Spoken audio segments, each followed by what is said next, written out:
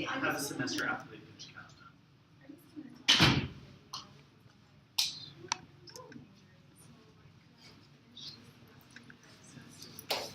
Math stuff, yeah. So.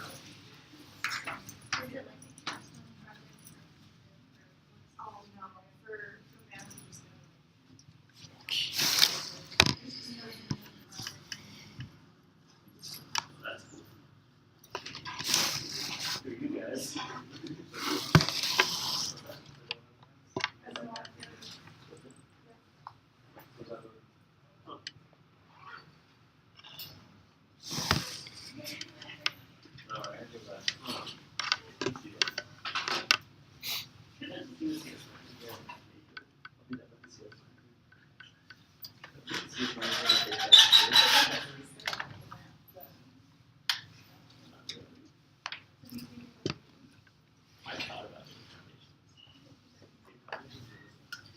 Are you taking foundation? Yeah.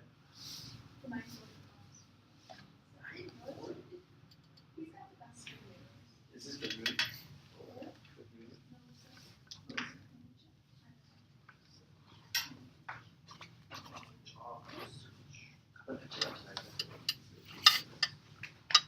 Just kind of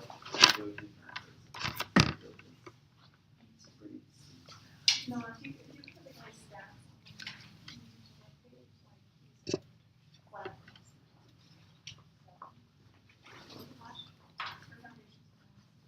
but that's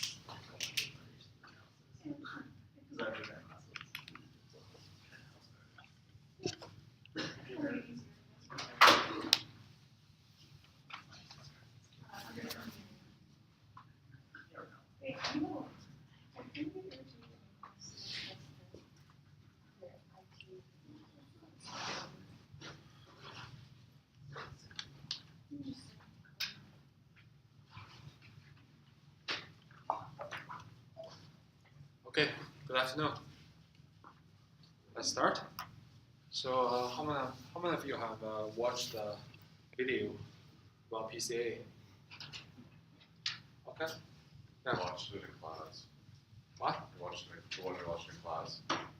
Yeah, because last Wednesday I was not here, and I recorded the video, and TA played in a class, right? Actually, our TAs have uploaded the video to YouTube.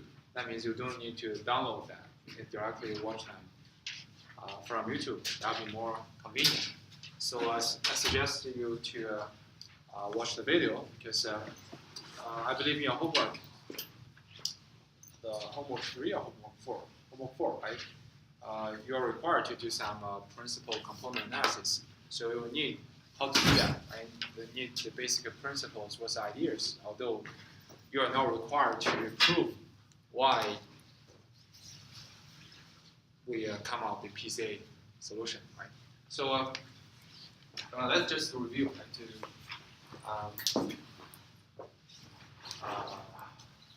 to ensure that everybody knows, at least knows how to do PCA. So what's PCA?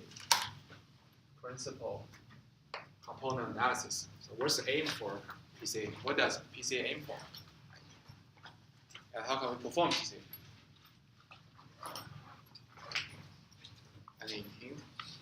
principal component analysis. Yeah, let's explain, right? So what does it mean for principal component analysis? What's the usage for that? So to make something more complicated to a simpler form, but still has the essence of the original. To be more explicit? Nope. Okay, yeah. Good. So basically, we can, in general, summarize what we have learned from the topic we covered about single value decomposition or principal component analysis. Actually, we want to approximate data. Right? So suppose our original data matrix, which is n by d, meaning that each row is a d-dimensional input vector. We assume d is very high dimensional. So actually, as we explained previously, when we deal with high-dimensional data, there could be many problems. It could be very noisy. It's hard for you to analyze the patterns and hard for you to detect the structures and etc. Right? So in many cases, we want to find out some approximations to this high-dimensional data matrix A.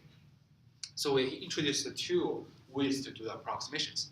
The first way is called a rank K approximation. So what is rank K approximation?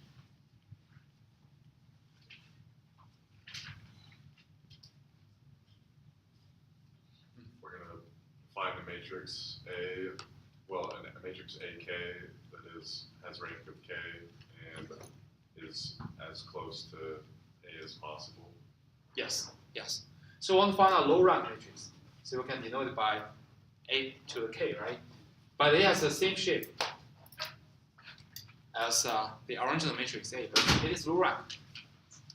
And then we want to find this low rank matrix such that the difference between AK and A is as small as possible. And how do we measure the difference? We can use the Frobenius norm between their difference, right? That is A minus AK. You can take Frobenius norm, which is simply a generalization of Euclidean norm, right? Or you can use a spectral norm or two norm.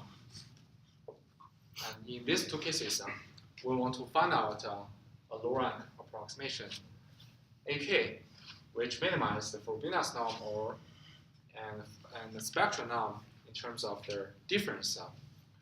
The result, the solution are the same. We simply do the SVD, right? SVD over A. So we end up with U, S, and V transpose, right? Three matrices. It's SVD.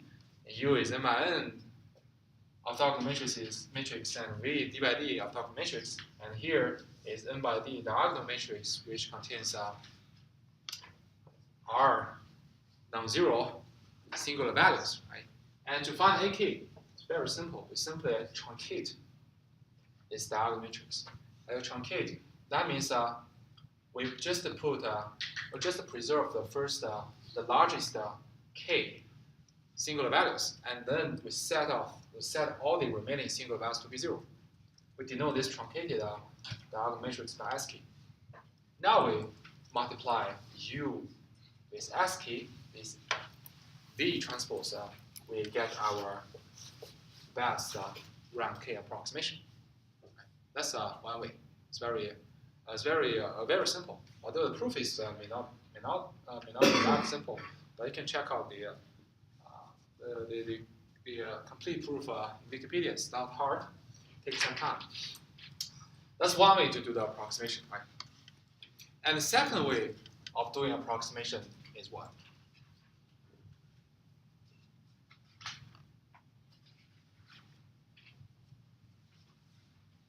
What is the second approach of doing approximation?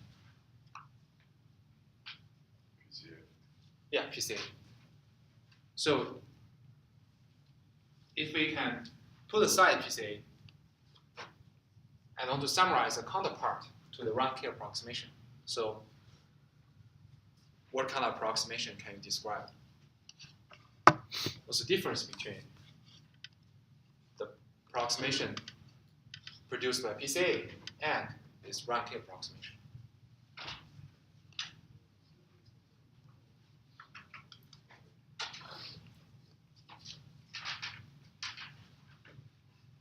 An idea? Finding a N by K matrix instead of N by D. Yeah. Finding another matrix, but with a different shape, a different size with the original matrix, right? We want to find out, actually, this time we do not call it low rank approximation, we call it a low dimensional approximation. So assume we want to reduce the dimension of our original data, right, into a K dimension. So usually K is chosen to be much smaller than D, the original input dimension, right? this way, we'll actually use a low-dimensional data matrix to approximate the original high-dimensional data matrix. Now, how can we do that? How can we do that?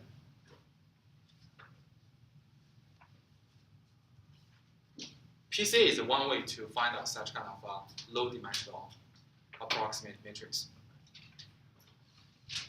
But what's the essential idea of finding such low-dimensional approximation?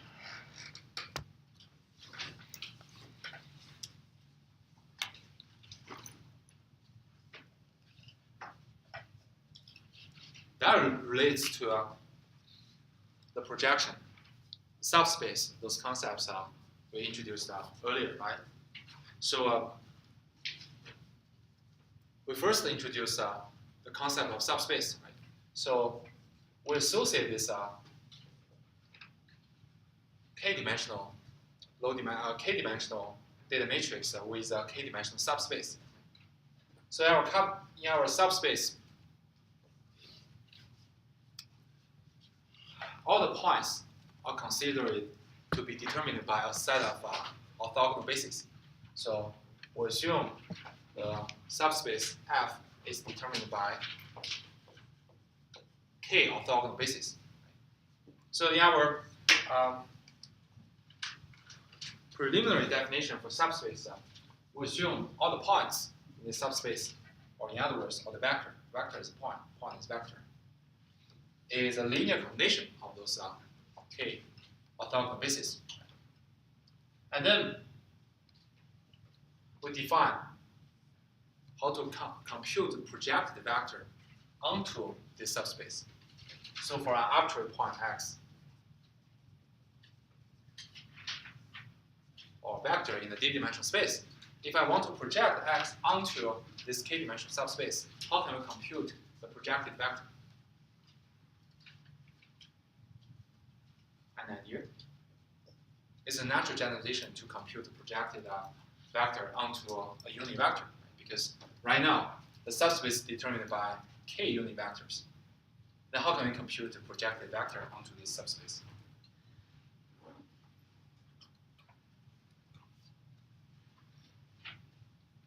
Some of the projection onto each vector or each basis of the subspace. Yes, yes. It's simply how many unit vectors you have. You just add all the projected vector on each of those unit bases. That's it. So it's a very natural generalization. So this is a projected vector which can be written as a summation over all k bases, right? And each summon is actually the projected vector of x onto the basis. So the projected vector onto a specific basis is simply the inner product, the projection S, right? Inner product between our vector x and the basis, and then multiplying with the basis. So this is a projection S. That is, we project your vector onto some direction, right? And what is the length of the projection? And then you multiply. This is just a scalar. If you want to indicate the information of direction, you need to multiply with the basis. And then, to find out the low-dimensional representation, that is the B, right? What can we do? We actually need to identify for each row of B, say, we can write B as like B1, B2, until Bn, right? So here I use transpose because I assume B1, B2 to Bn are just column vectors, and they serve as each row of B, so I use transpose. So we need to identify the elements of each row. Each row has k elements, right? And we can use the projection S, that is here, onto each of the k bases to construct B. So for an arbitrary row in A, say J0, and that's denoted by AJ, right? And to find out a low-dimensional representation of AJ, what can I do?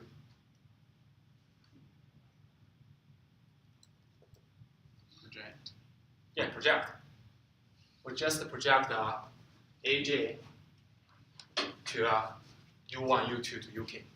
And we'll calculate K projection length and form a K-dimensional vector. So actually, our low-dimensional representation in the data matrix B is constructed by putting all the projection lengths together. So the first element in J0 B is just the projection length of AJ onto the first basis U1. Right? This is projection length in the product. And second is the projection length AJ onto U2. And you can continue until the projection length onto the kth basis. Now we end up with a low-dimensional representation of AJ. Right? Then the problem is that we already know how we construct such a low-dimensional approximate matrix B. The problem is that how can we identify the optimal approximate matrix B? In other words, which set of K orthogonal bases can ensure the best approximation quality? Then to find out the best K orthogonal basis, what should we do? What's the idea?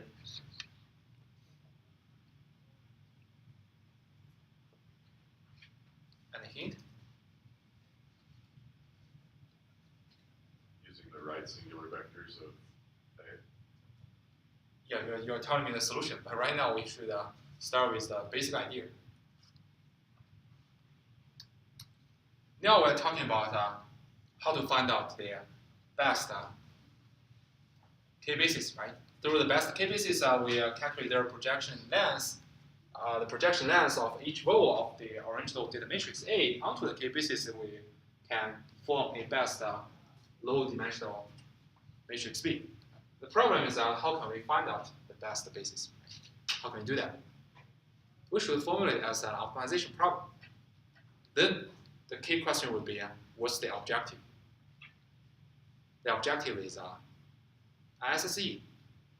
It's very similar to our previous case, the linear regression. We form an objective function.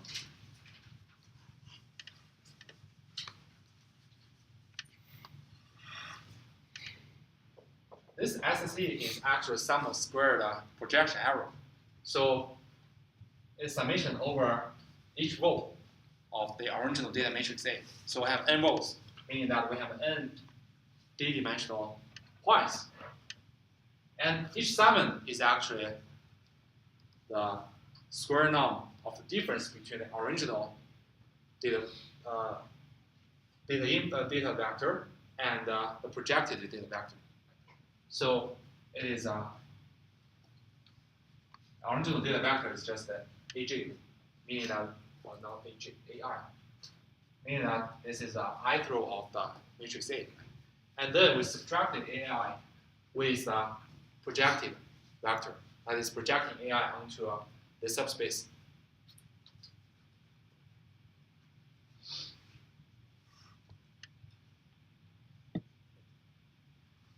Then we take the square norm of the difference. And now we want to minimize this SSE to find out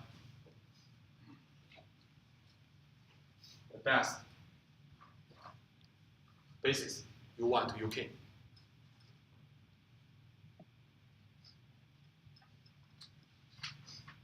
This is our problem formulation. So no matter what in the future, if you want to do some data science, machine learning research, you always need to express your task in terms of some optimization problem. You're trying to find out the best of something or the optimal of something. You need to come out objective function, and then trying to solve this optimization problem. You can find out some solution. You can try to analyze the results or to develop an efficient algorithm for that. Right? Then the question is how to solve this. how to minimize SSE, this SSE. So in our last lecture, actually in the video, we have shown that how to compute the optimal basis U1 to UK to minimize SSE, right? How to compute it. Anyone still have a question?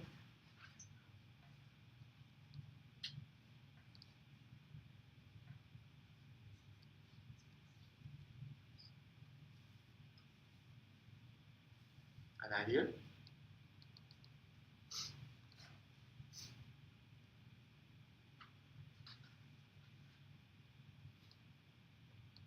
Come on, you should know this. This is something required.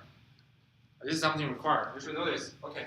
So you are now required to know to prove why doing this procedure can end up doing some procedure can end up with best U1 to UK. But you should know how to do that. You should you are now required to know why. Although TA has uploaded slides giving you some very intuitive proof to show that. If you're interested, you can take a look. But you should at least know how to find out the best basis, right? How do we do that? We simply perform a SVD over the original matrix A. And then we just pick up the K, the left K columns in the right singular matrix. So basically, if SVD of A is just U as V transpose, so V is the right singular matrix, right? And if we write it in terms of their columns, we can write it as first column is V1, second V2, until the last column VD. Then our optimal basis is simply V1, V2, VK. So we can simply set U1 to be U1, U2 to U2 until UK to VK. And then you obtain the best basis. And then you just project each row of A onto this K basis. You end up with the low-dimensional approximation matrix P. So PCA is actually a generalization of this procedure. Why we should generalize this procedure? So this subspace sounds a very elegant definition, but there's some restriction. In our previous definition, any point in a subspace is actually represented by a linear combination of those K bases. That means the origin, namely zero vector, must belong to the subspace. That means you restrict all possible subspace to contain the origin. But what if we want to make our problem to be more general? What if I want to make my subspace to be far away from the origin? For example, if I have a three-dimensional space, right? So I can define a subspace which is simply the xy plane here. But what if I want to move the xy plane upward, such that this new plane does not contain zero? And then, what about the projection arrow onto this subspace? So PCA considers this case as well. That's why in PCA we should do a centering step. So basically, in a more general definition for a k-dimensional subspace, it is not only determined by K orthogonal basis, U1 to UK. You also need to designate a centering vector for this subspace C. The reason is that you will move away from origin. So in our previous case, origin is a centering vector, but now the centering vector is moved to here. And then the projection, the definition of projected vector is changed a bit as well. So for any d-dimensional vector x, the projected vector x onto F now becomes an addition between the center vector and the summation of the projected vectors. So now in this summation, each projected vector is computed by projecting the difference between your vector x and the centering vector, and then onto each basis. So now we change the definition. And this definition is quite intuitive. You can look at examples I showed in the video. And now, given this new definition of projected vector, you plug them into this SZ. Now you want to minimize SZ. You not only need to find out the optimal U1 to UK. You also need to find out optimal centering vector. So this is an optimization problem for not only K basis, but also an actual centering vector. So how to optimize it is not required in our class, but you need to know the optimal results into our PCA steps. So our PCA step is first actually consists of two steps. So first step is called centering. What is centering?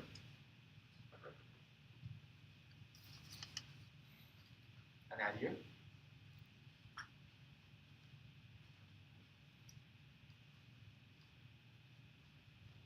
Well, I think you really need to look at the video and watch the video after class, right? So, what is centering? You just calculate the average of all rows of A and subtract each row by the average. So it's the average of every row in A. Yes. So you can imagine if we write down the layout of A, right? So first row is just A1, and second row is A2, and until the last row is N, right? We first compute the average of those N rows. So we can write it as, say, like T, right? To be an average of all the rows. And then use this average row, we end up with the centering matrix. Center matrix A.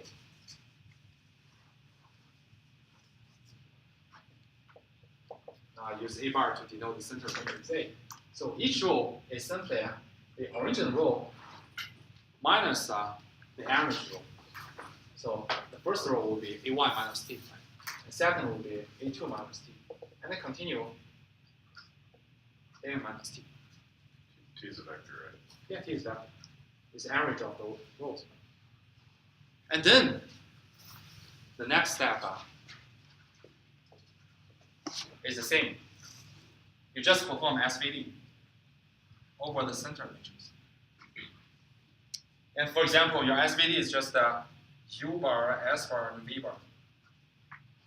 Then the basis, the optimal basis is simply the K columns of the right singular matrix on SVD for the A bar, for the center matrix. That's it.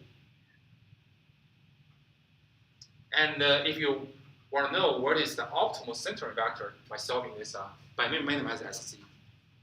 So can I guess what is optimal centering vector?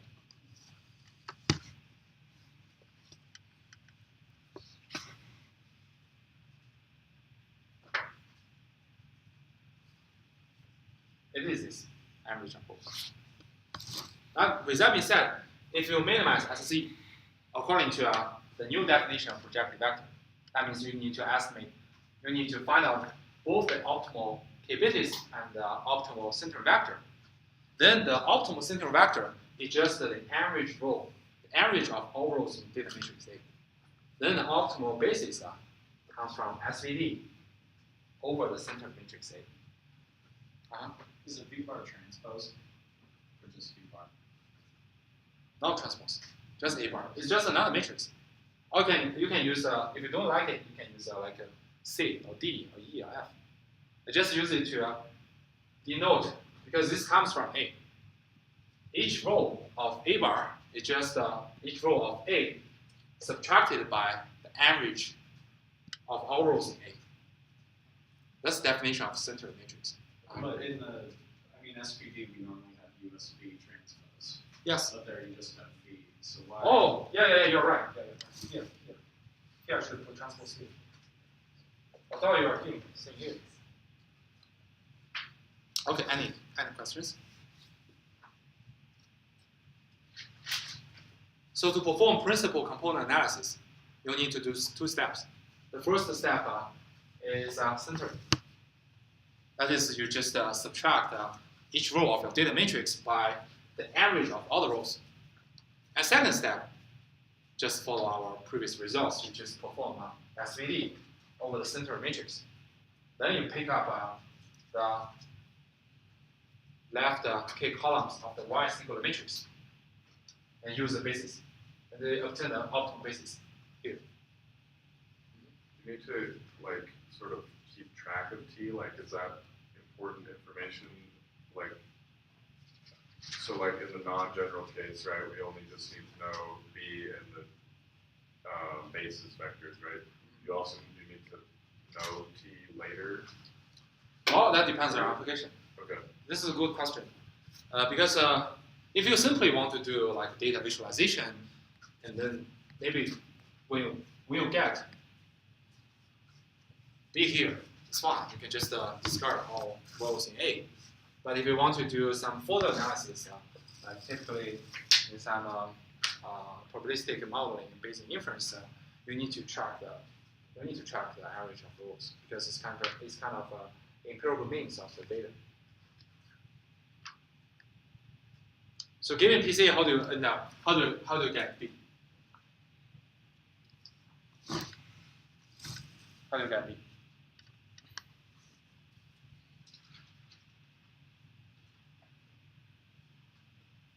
The same way as the general case. Yeah, same as general case.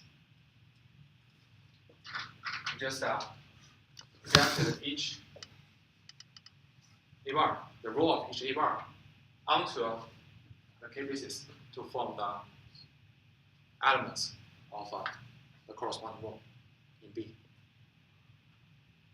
So hopefully, when we review it again, you don't feel unclear about how to do the homework. Right? But to get more detail, I think you should really watch the YouTube video, which we have already uploaded. So any questions so far? Will PCA kind of be the focus of Wednesday's quiz, or should we kind of study a different group or topic? What do you mean by different group of topic? You mean in the examination or? Yeah, for the quiz on Wednesday. I mean, is it going to be mainly based on PCA, or will it be something else? It is possible for you to do some PCA related stuffs. I'm not sure yet. All right. Because I haven't worked out the whole quiz. But you remind me. Okay. Any other questions? So let me state again the requirement here. So you need to know the general 2 ways to approximate matrix, low rank K approximation and low dimensional approximation. And you are not required to know the detailed proof of how we end up with those best approximations, but at least you need to know how to get the best approximations. One is from low rank approximation, just truncate the diagonal matrix in the SVD. The other is to perform PCA. Those steps are pretty straightforward and easy. Okay.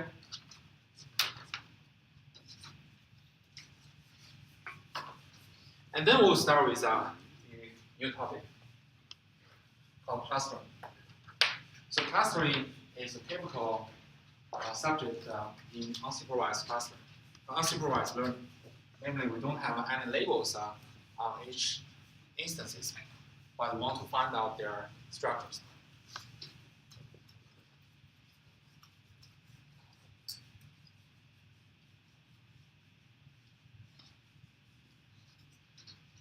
So generally, suppose our data set are like this. We have n data points, or each data point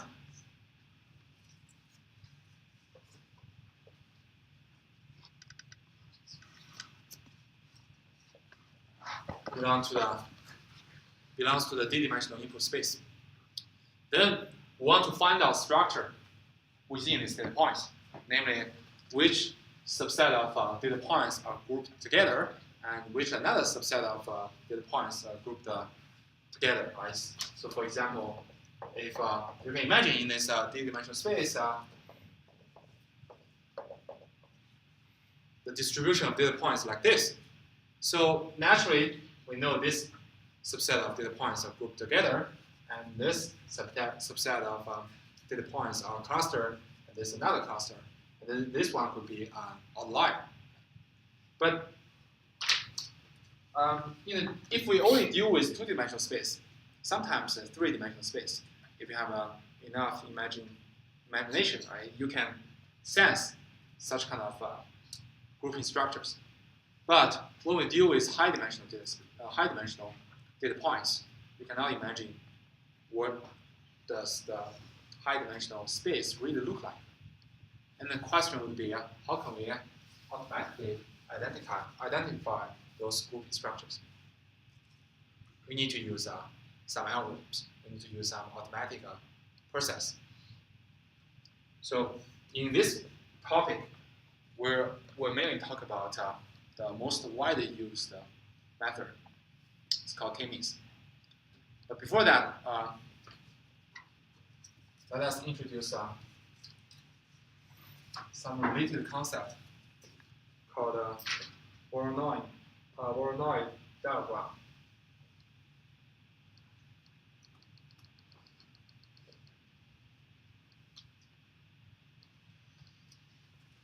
So let us just put aside our n data points aside.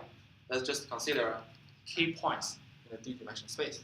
So we can denote these key points by S1, S2 to Sk. Sometimes we also call them key sites. You can imagine that each data point represents a location of a post office.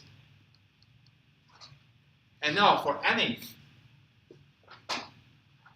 address X, if you live in that address, you want to find out the post office which is nearest to you, right? If you want to send out some package, you want to send out a letter. And how can we find out the nearest post office?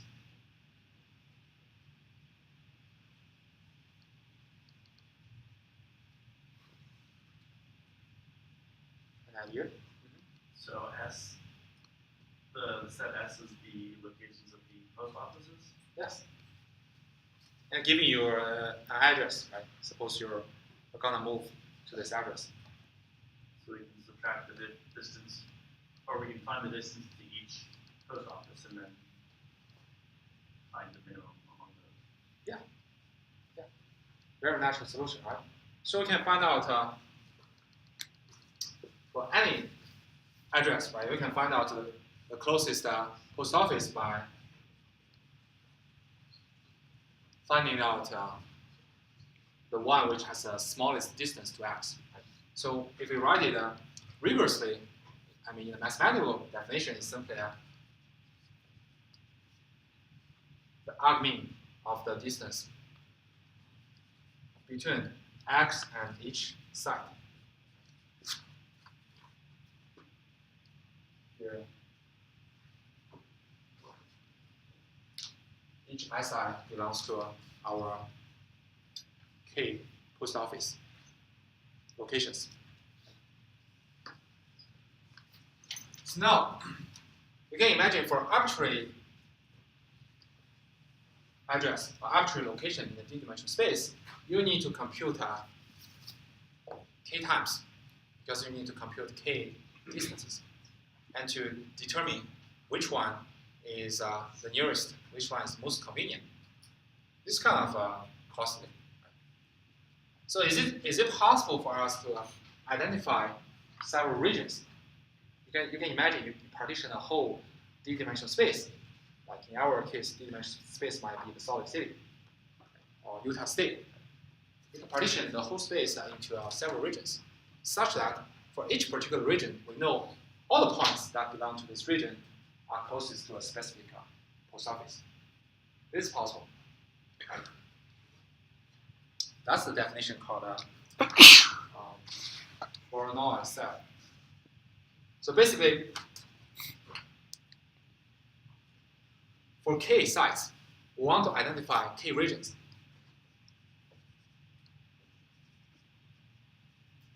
We denote it by R1, R2, to Rk, such that for any data point that belongs to, say, the region Ri, we know the closest post office to X is just Si.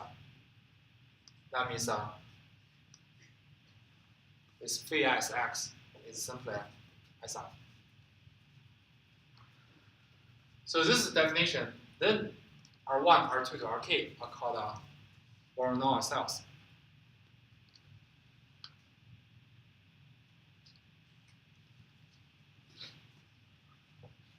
A more formal definition of each region is just so a region is actually a set of points. So it's just a set, right?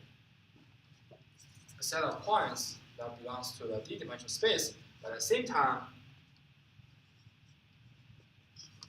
the minimum distance between X and each site is Si.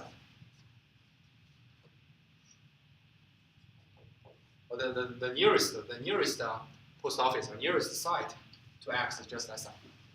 So we call it Ri. And then the question would be, you can imagine that if we can identify those K regions, or more formally, Voronoi cells, we do not need to perform the calculation every time, right? Every time when I move to a new address, I just look at whether my new address belongs to which region, and then I directly know which post office I should go to. I do not need to compute K times. Then the question would be, how can we identify those K Voronoi cells or regions? That leads to the definition of Voronoi edges. So what is Voronoi edges? It's just the boundary between two regions. That's it. So that means to define a Voronoi edge, we need to determine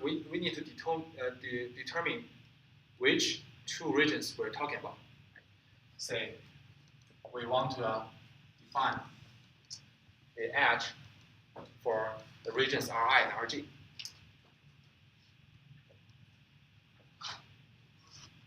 Then what is the Voronoi edge for Ri and Rg? This is the definition. So we can first look at the definition and give you the intuitive explanation. So basically, the edge is also a set of points.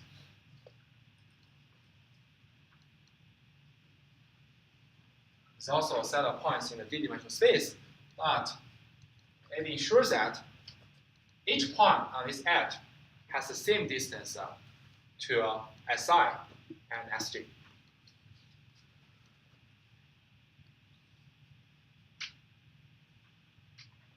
So distance between X and Si is just the Euclidean norm between Euclidean norm of X minus Si. This distance is equal to X distance between X and Sj.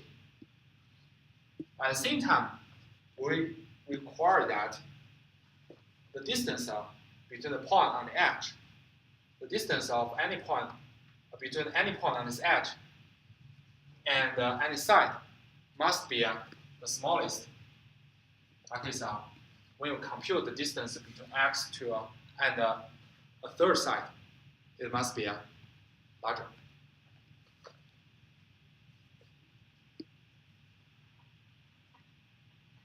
SL. And for ML, which is different from IH. So this is a definition of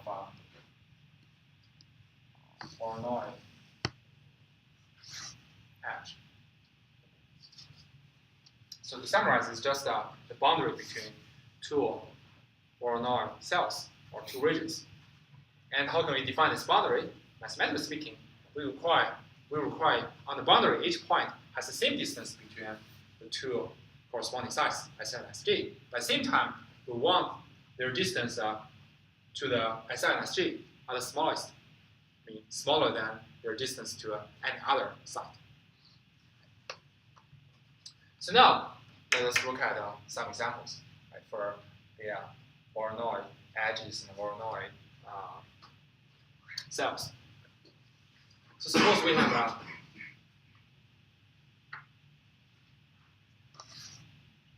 three sides. So S1, S2, and S3.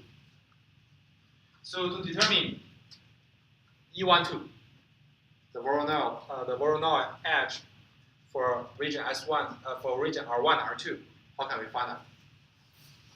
How can we determine?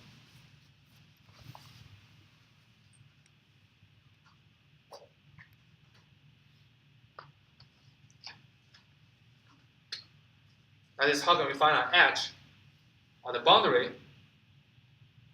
of between the region R1 and R2? That is, boundary separate R1 and R2. How can we do that?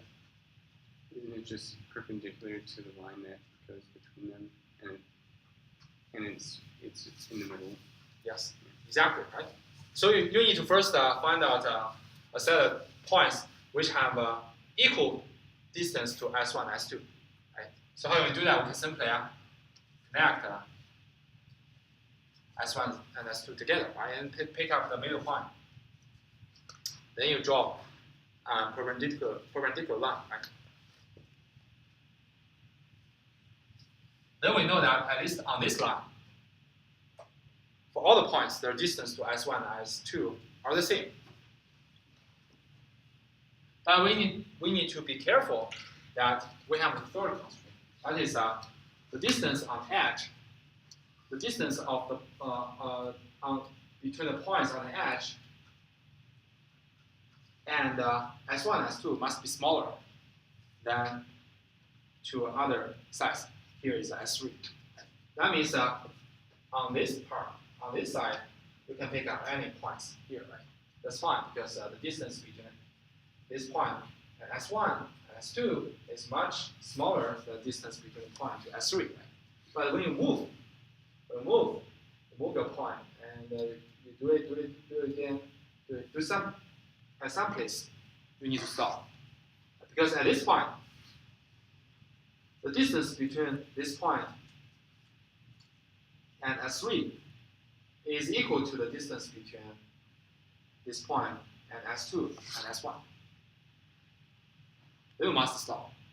If we move forward, if we move continuously, for example, to here, then the distance between this point and S3 is smaller than to S1 and S2. That one is the definition of the Voronoi edge. This is a way to find out the Voronoi edge.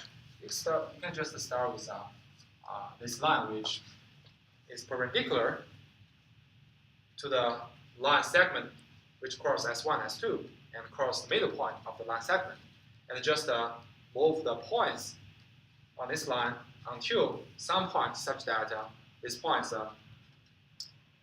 has equal distance to a third point. We need to stop. So in this way, we get U12. Right? And then how can we get U13? How can we obtain U13?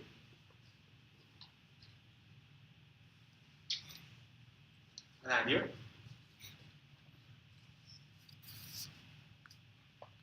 Line perpendicular to the line segment between those two at their midpoint. Yes. Same way.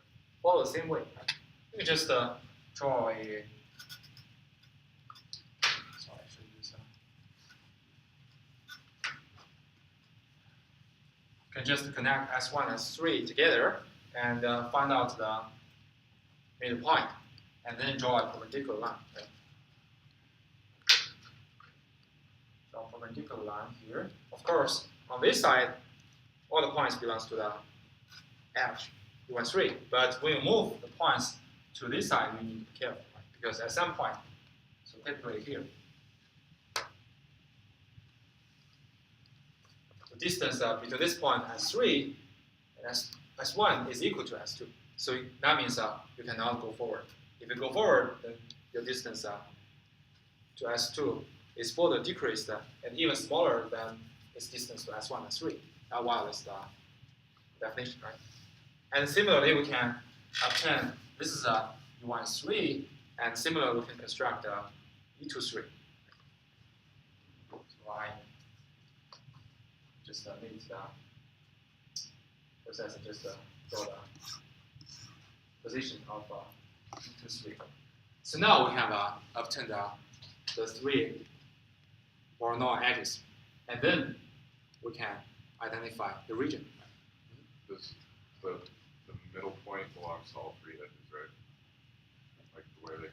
Yeah, that's a very good point. That's something I want to explain. 1 minute. So first, after we identify all the Voronoi edges, we can identify the corresponding Voronoi cells, right? That is the regions.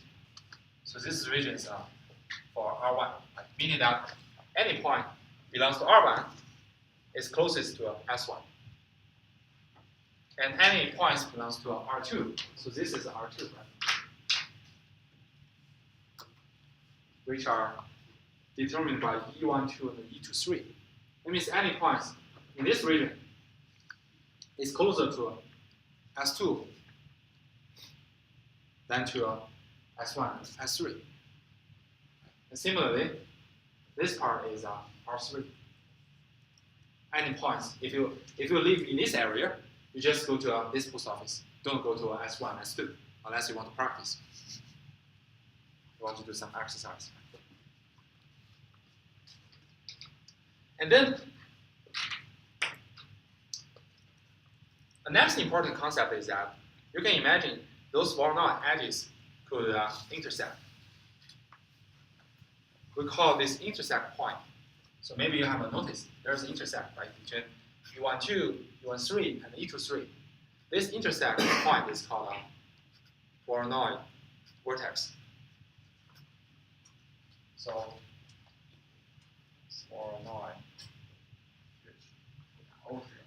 vortex. So definition of Voronoi vortex, although it's a single point, we can still write it as a set, because it's a set of one point, right? And to denote a Voronoi vortex, you need to denote 3 sides, because it is an intersection between 3 edges. So it relates to 3 sides. So here, it actually relates to S1, S2, and 3. So here we denote the Voronoi vortex by V1 to 3. But here, for arbitrary indices, you can use VIGK. So the Voronoi vortex is defined as a point. It's actually a single point, such that the distance between the vertex to each of the 3 sides are exactly the same.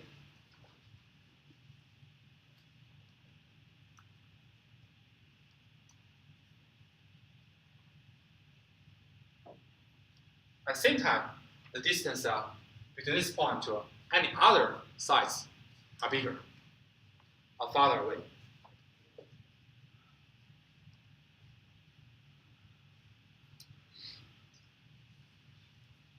That is for any L, it's different from IGK.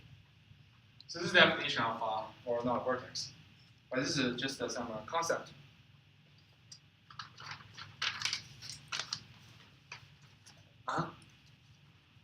In higher dimensional R, can you have vertices that are equidistant to more than 3?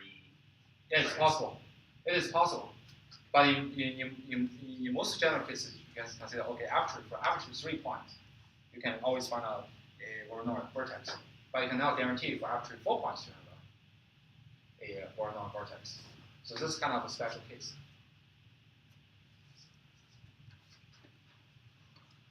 Any other questions?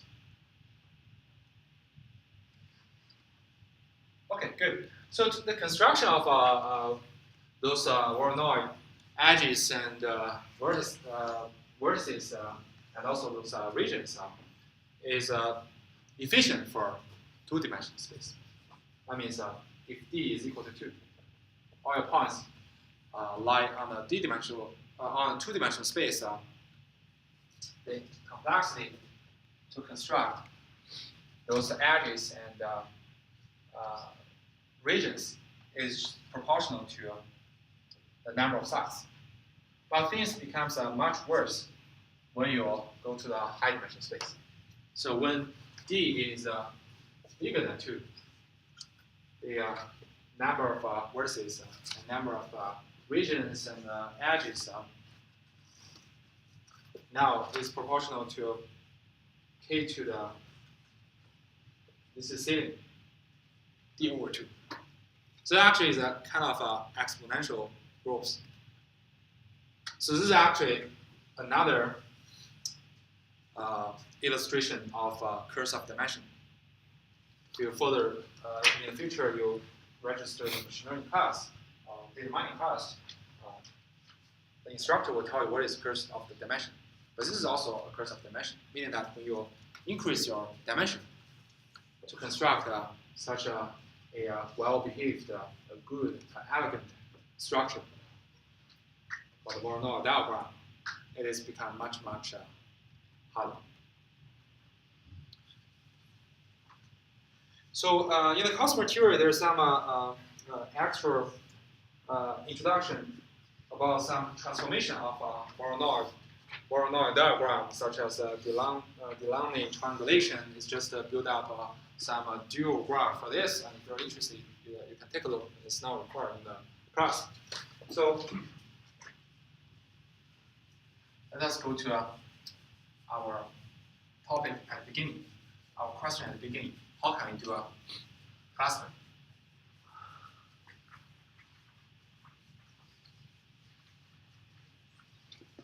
So as we just know, if we know the key size, the post office, right?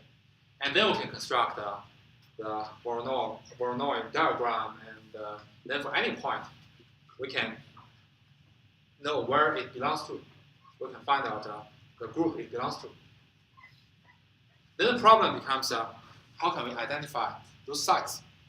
That's the key question of cluster. So going back, again, our problem setting is that we have n data points. Each data point belongs to the d-dimensional input space, and we want to find out subsets of those data points which form different clusters. And you can imagine that if the points are in the same group or in the same cluster, the distance between themselves should be smaller than between them than to the other points from different clusters. Right? So then you can imagine, for example, if we have a group, we find a group, those key data points to k groups or k clusters. You can imagine for each cluster, there is a cluster center. So let me draw it here. So suppose those are the data points we have.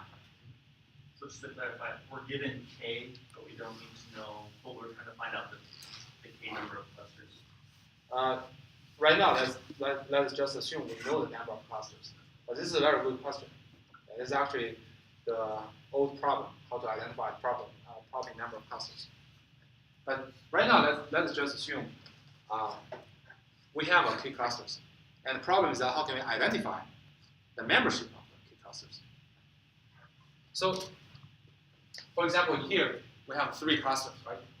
And for each cluster, you can imagine there is a center for that. So we can denote the center by S1, S2, and S3. So we can just try to imagine, this is just a metaphor, right? You can imagine those centers are just a post office. And the nearest post office to a home actually determine a cluster of homes, of families, and you and your neighbors belong to the same cluster. So the problem is that how can we find out those cluster centers? So given this cluster center stuff, we can identify the cluster membership. How can we identify it?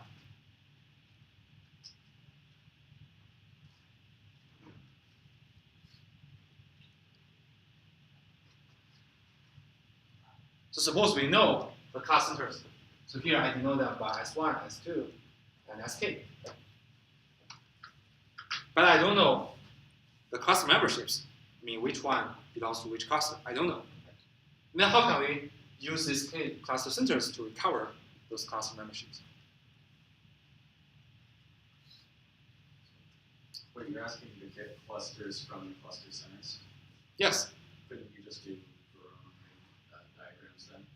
Yeah, that's all. Yeah, but that's way too complicated, right? But right now, let's just we assume we have only n data points. It's not infinite number of data points. And then how can we, according to the K cluster centers, to identify the clusters? Each point, it belongs to the cluster where it's closest to the center of that cluster. Yes, exactly right.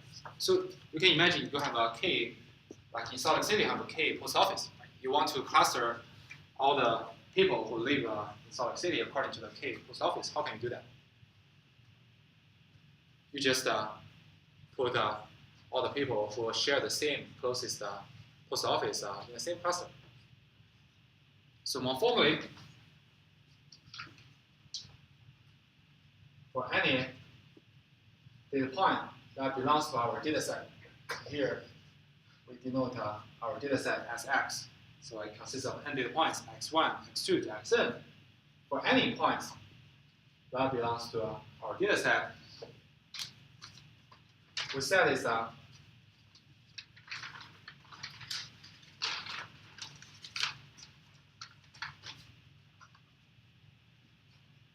is cluster membership to be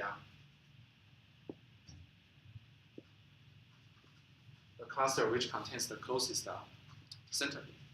That's it. So this is definition. This definition is actually the return cluster center which has minimum distance between X and cluster center. Here, our cluster center is denoted by S1, S2 to SK.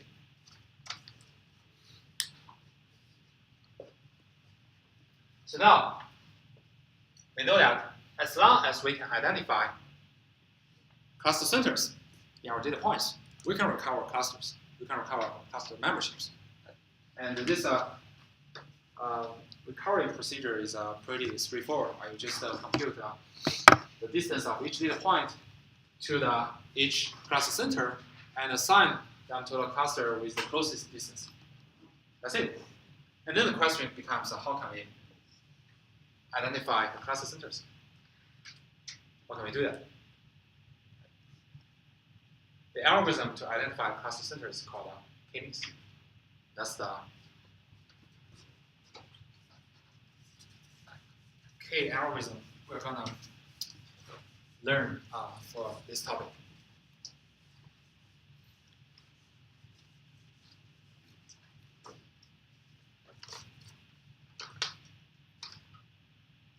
So K-means cluster.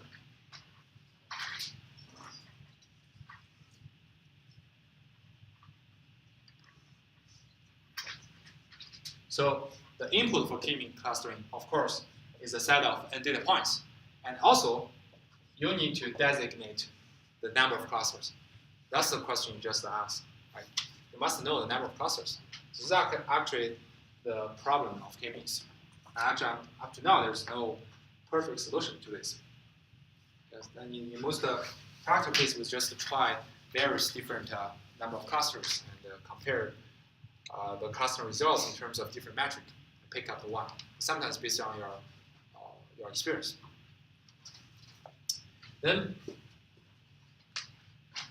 here is the algorithmic steps for running K-means. It's very simple. So in the first step, we just choose the K points from our data set X as initialization of our cluster centers. So if we know that our cluster centers are by set X, actually choose k points from X from our original data set as our initialization of the centers. And then we'll enter into a repeat until loop.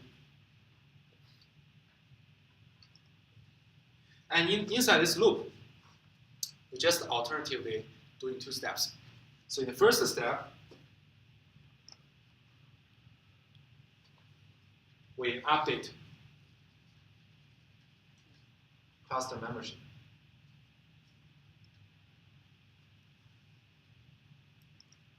That is, for any point that belongs to our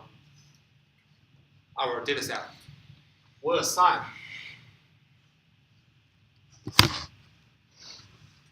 X to some cluster.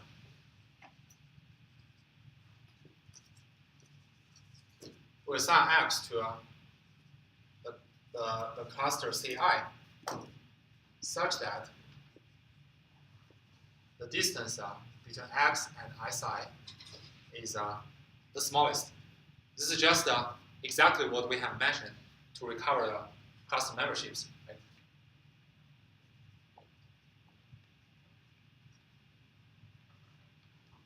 This is step 1. So in step 1, we assume we have already known the cluster centers. We fix it. And then we just update the cluster memberships using the way we just discussed. We just assign the data point to a cluster such that its distance to the cluster centers is the smallest, is minimal. So this is the first step. And second step, we fix the cluster membership, then update the cluster centers. So namely, assume we know C1, C2 to CK. Then how can we update the cluster centers? And it turns out the updates is very simple.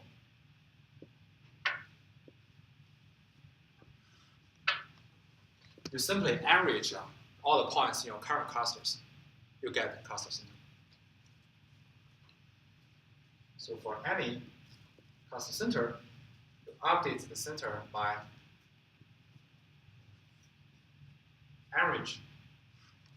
averaging all the points that currently belong to the cluster.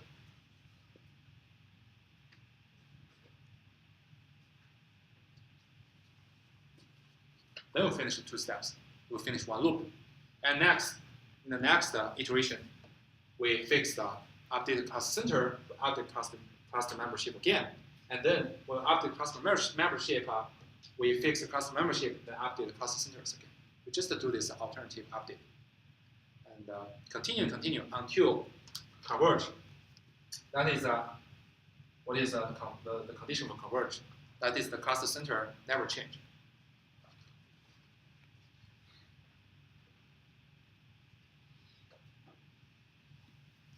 That is k-means.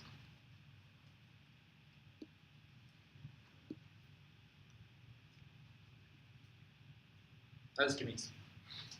So basically, we just first initialize all the cluster centers, and then we repeatedly perform 2 steps.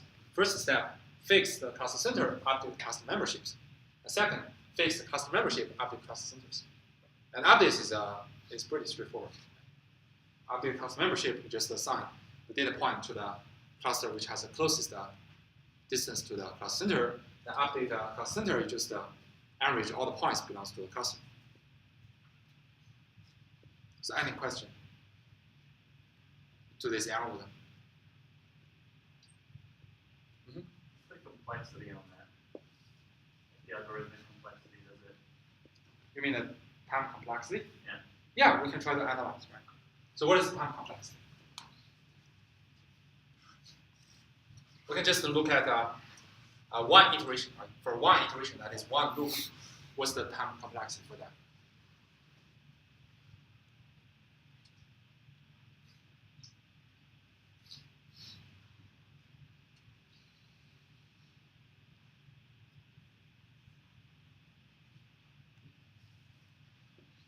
for each of the n data points, to determine which cluster it belongs to, we need to calculate the distance between this point and k cluster centers, right? So for each data point, you need to compute k times. And how many data points do we have? N, right? So of course, the first step, the cost time complexity is O n k, right? And you can do this. You can do this as well. But this one is simply O n, because you just average k subsets of x, and the total number of data points equal to average just n. So here, this step is O n.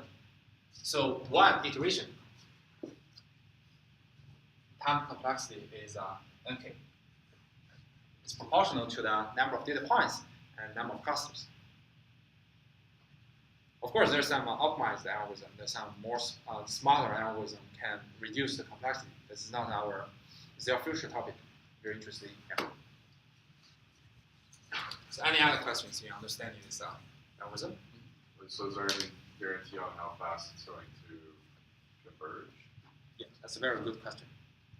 Yeah, someone might concern that what if S will never get unchanged, right? Like just the oscillation, right? Just oscillate forever and never converge. But it turns out for k-means, it won't. It will always converge. And why?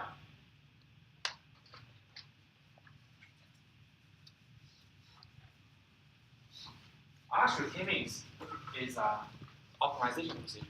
It's to minimize a cost function. And this cost function is also an SSE.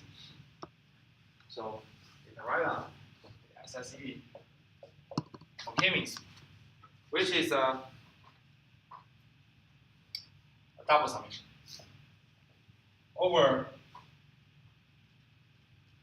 each cluster center and over each data point in the cluster center. And the summon is just the distance between the data point and the corresponding cluster center, and take square norm. So this is actually the underlying objective the k-means trying to minimize. And now let us look at why it is trying to, this alternative updating is to minimize this SC. Why? So okay, first we can look at the first step, right? We fix the cluster center and then update the cluster membership. That means, so we can consider SSE as actually as a function of cluster centers and the membership, right? So now, in the first step of k-means, you just fix the cluster center. And then the problem is that how can you partition the data points into k clusters such that this summation is as small as possible? How can we do that?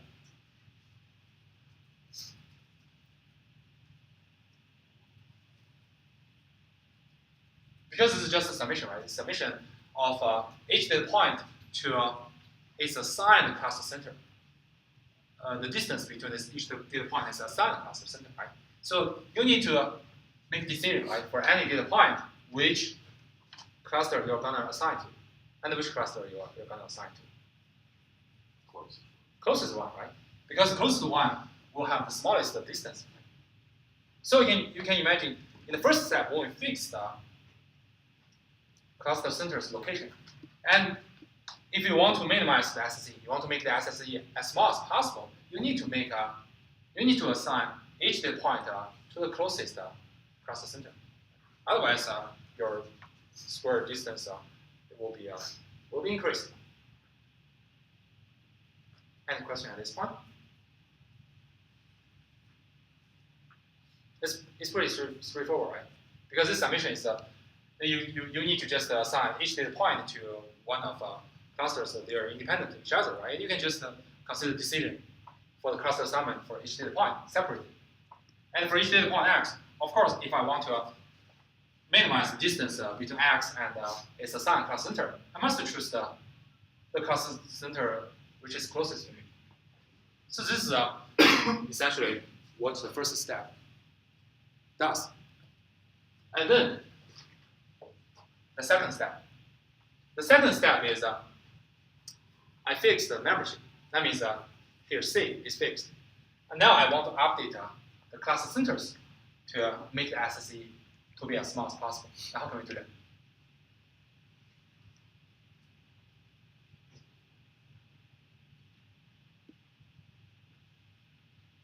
This is not that obvious, but it's still quite trivial. You can simply take the derivative.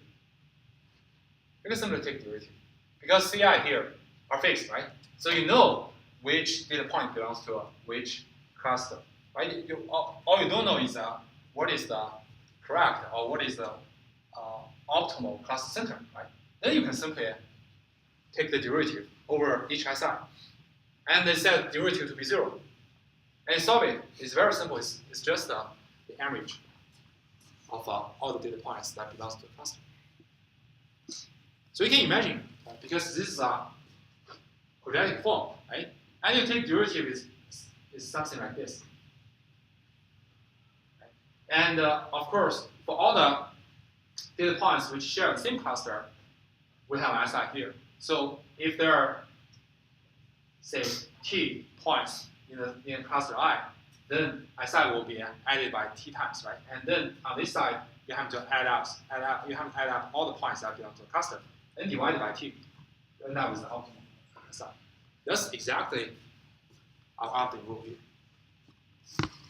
So now, we can see that the first step of our k-means iteration is to fix the cluster center, update cluster membership. The second step is to fix the cluster membership to update the cluster center. So it's actually alternatively updating. It's like a hill climbing. You're always trying to decrease SSE until some minimum value.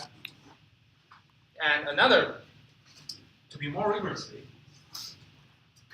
because each step will guarantee to decrease SSE, but also you need to ensure that SSE is a lower bounded, meaning that you won't decrease SSE to some unbounded value like negative infinity. But actually, it's not possible because SSE is always non-negative. This is a square of distance. Square of distance. So SSE is lower bounded, and also each update of k-means will guarantee the decrease of SSE. So you can show that, then the k-means will always converge.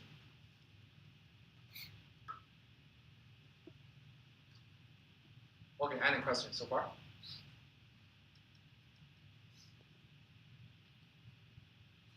Is it possible that the S change but the SSE doesn't change? Yeah, then you converge. Oh, okay. Then you converge. But the criteria for the function to stop is the S unchanged. But what if the S is unchanged, but the SSE is the same? Does it change? Is it possible? S is changing, but the SSE doesn't change.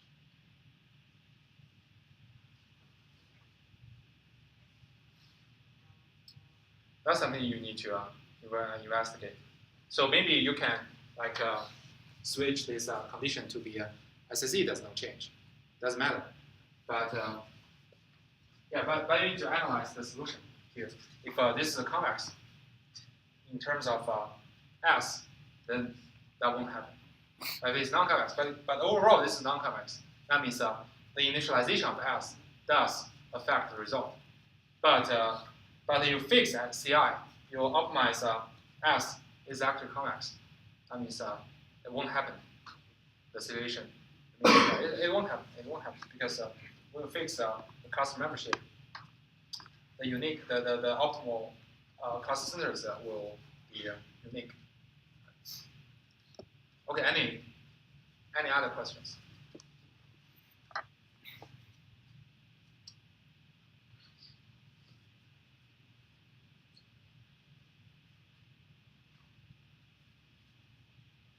So sometimes the simplest one is the best one.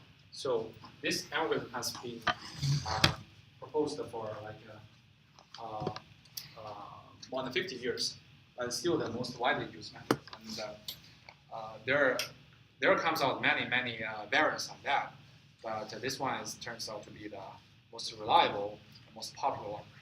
So I hope after this class you will be able to implement your own k-means cluster algorithm. Okay, see you on Wednesday. And one thing, on Wednesday we have a quiz. So be sure